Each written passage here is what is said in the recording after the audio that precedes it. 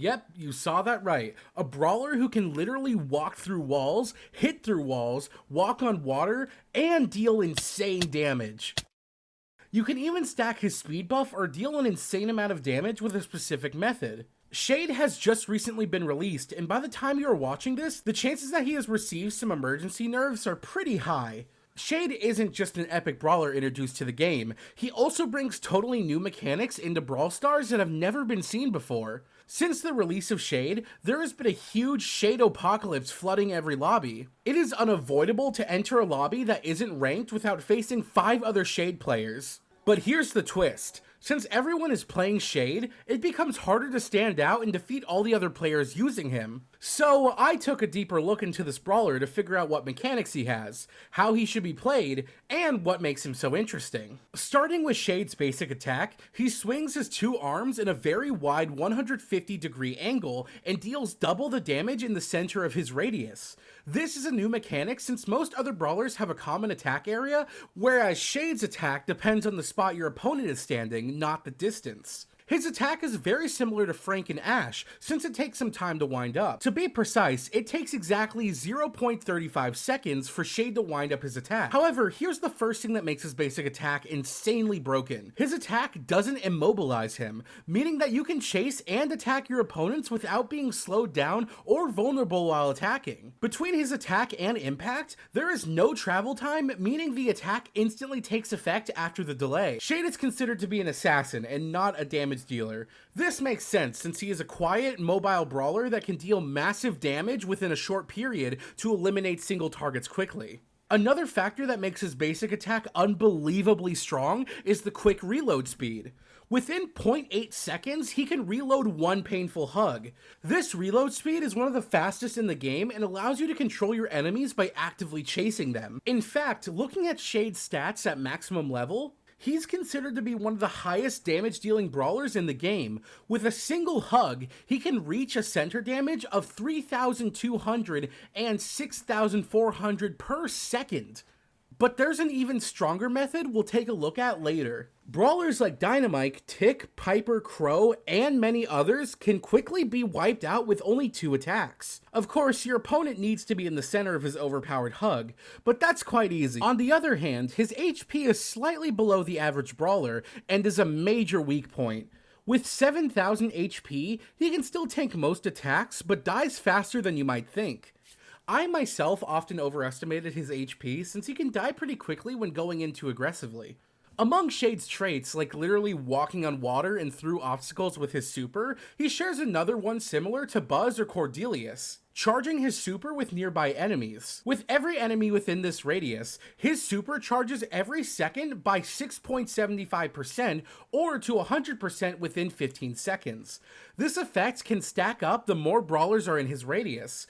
Though this radius is only 6 units big, it's still large enough to benefit from nearby opponents. However, upon landing a hit, regardless of whether it's a critical or normal hit, his super charges by 20%.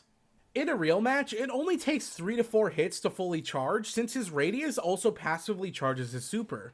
Before we get into his super and more interesting things, let's take a look at his skin. There are 2, the default one and the cinema one. We don't even need a gold collection, this one kinda does the job.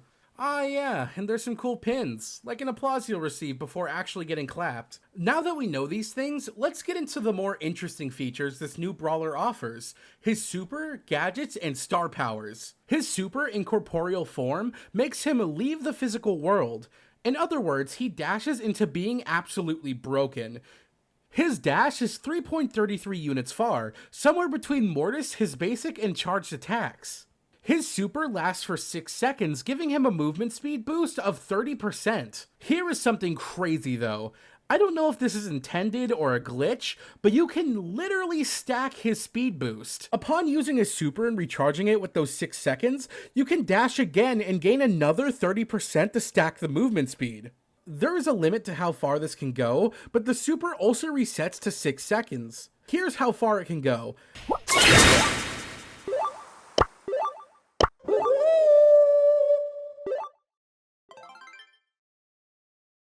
I don't know if you'll ever get the chance to do this in a real match, but if you do, you can literally sprint from A to B within seconds. Speaking of his speed, Shade is quite a fast brawler, moving 820 units per minute.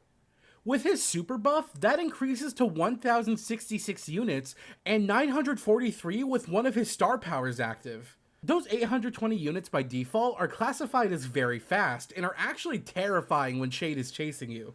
Moving on to his star powers, we have the Spooky Speedster and the Hardened Hoodie, which hardens my pants. Starting with the Hardened Hoodie, which is way stronger in my opinion, it gives Shade a shield that reduces 30% of the damage he receives while in his incorporeal form. This only lasts for the duration of his super. The Spooky Speedster, on the other hand, gives Shade another speed buff of 15% for only 1 second. You can indeed stack this buff, but it's pretty much impossible since it only lasts for a second. Comparing those two star powers, the Hardened Hoodie is clearly stronger in my opinion, as it lowers the chance of dying while attacking aggressively, whereas the Spooky Speedster only buffs when the enemy is in the center of his hug.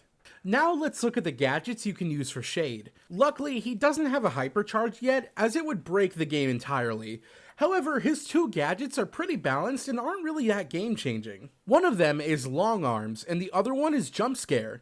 Jump Scare creates a radius that slows down enemies by 20%. The radius of the gadget is only 3.33 units, and luckily not as big as his supercharge radius. This gadget is very good for chasing opponents, as you can activate it while attacking so your opponent can't run away properly. On the other hand, we have the Long Arms gadget, which increases the range of his next attack by 1.67 units. Keep in mind that you can still hit through walls using this gadget. There's also a special trick to deal insane damage, which might be a bug. When activating the Long Arms gadget and dashing forward with his super, you can deal multiple critical hits at once. After analyzing all those things, Shade is best used in maps where a lot of obstacles and bushes appear, as it allows you to take advantage of Shade's traits. Keep in mind that he is an assassin, and crowd control is not a good idea with Shade. You can use the circle to scout for hidden enemies in the bushes, as charging indicates that someone is near. The optimal Shade build for him would be the Long Arms gadget with the Hardened Hoodie star power, combined with the shield gear to get some extra HP when going aggressive. Avoid using him in Heist, as you would need to get close to the safe to deal damage, which would probably lead to an instant death since he's still fragile. In game modes like Showdown or Brawl Ball, you can absolutely dominate using him, as his speed combined with his ability to walk through obstacles makes him the best match for those game modes.